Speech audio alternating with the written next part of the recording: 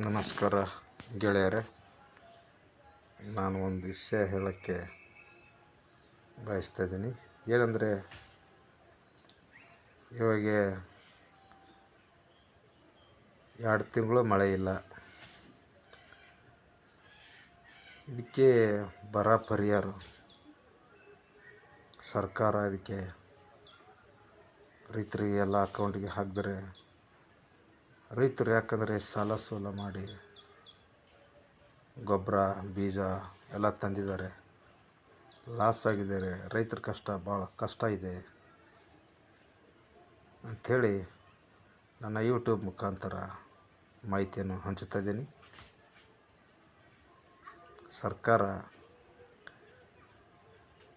ಈ ಥರ ರೈತರಿಗೆ ಅನುಕೂಲ ಮಾಡಿಕೊಟ್ರೆ ಒಳ್ಳೆಯದಾಗುತ್ತದೆ. ನನ್ನ ಒಂದು ವಿಡಿಯೋಕ್ಕೆ ಸಬ್ಸ್ಕ್ರೈಬ್ ಮಾಡಿ, ಕಮೆಂಟ್ ಮಾಡಿ, ಲೈಕ್ ಮಾಡಿ ಗೆಳೆಯರು. ಧನ್ಯವಾದ. ನಮಸ್ಕಾರ.